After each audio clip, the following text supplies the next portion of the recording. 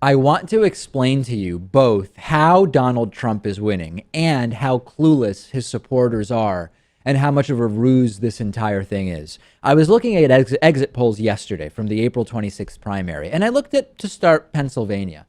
Pennsylvania had voters in the Republican primary who described themselves as, quote, very conservative, voting most often for Trump. To put it another way, Trump won the people who consider themselves very conservative in Pennsylvania. In Maryland, Trump won the very conservative voters by even more, with 54% of the very conservative vote. In Connecticut, Trump won the very conservative vote by even more, Lewis, with 55% of that vote.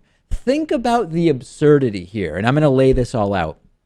Donald Trump has said that while he's against abortion, supposedly, who really believes that Planned Parenthood has done, quote, very good work for millions of women. And he won the very conservative vote of Pennsylvania, Maryland, and Connecticut at minimum, probably in all the states. I didn't even get to look at all of the states.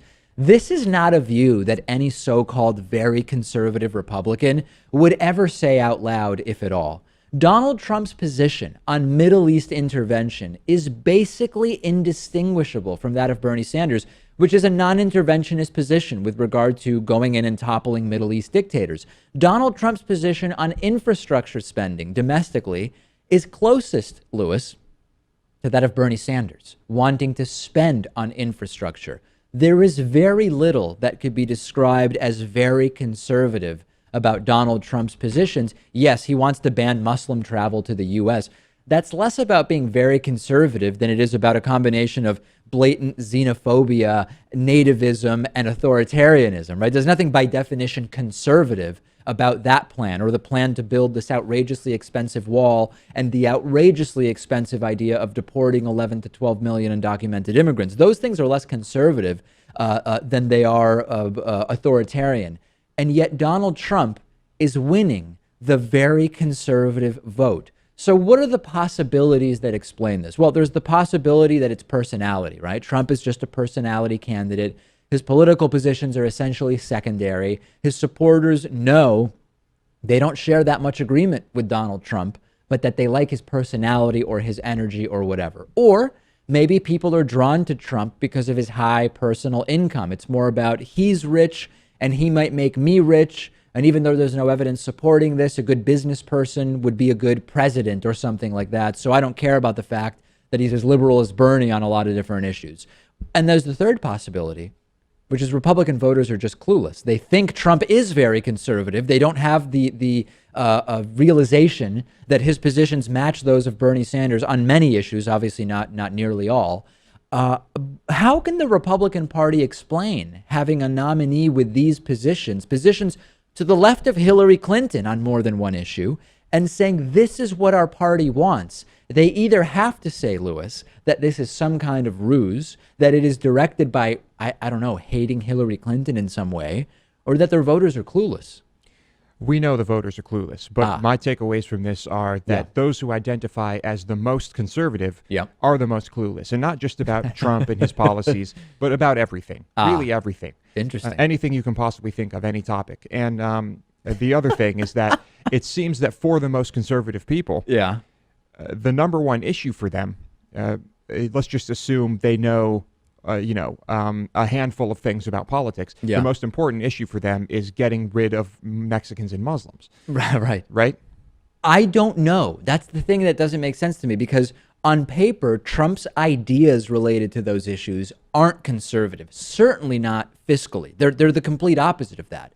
So is it ideologically that the voters are so concerned with getting rid of Mexicans and Muslims, Latin Americans, Latinos, however you cross-section it, that they don't care about the lack of fiscal conservatism? I mean, is that what you're suggesting? Yes, exactly, because that's what they're most afraid of. And fear rules their lives. Send me your thoughts on this. How on earth are the very conservative Republicans voting disproportionately for Donald Trump? Lewis is on Twitter at Lewis Motamedi. I'm on Twitter at Pakman. Let me know. Warby Parker is offering a free 5-day home try-on to give you the opportunity to check out their glasses. I personally wear Warby Parker glasses when I'm not wearing my contact lenses, and I also started with one of these free at-home try-ons of 5 pairs of glasses. You can get your free home try-on and support the David Pakman Show at warbyparkertrial.com/TDPS. I don't really like going into glasses stores and trying on glasses while the salesperson sort of hovers over me, and I like more than 30 seconds to actually figure out whether I like the glasses. So with the Warby Parker home try-on, I was able to pick 5 pairs that I liked, put them on in the comfort of my own home, pick the one I like the most, and then Warby Parker put my prescription lenses in there for me. A lot of people don't know that the eyeglass industry is controlled by just a few big corporations that keep prices very high, like $300 for prescription glasses high, which is just insane. Warby Parker glasses start at $95. That's what mine cost.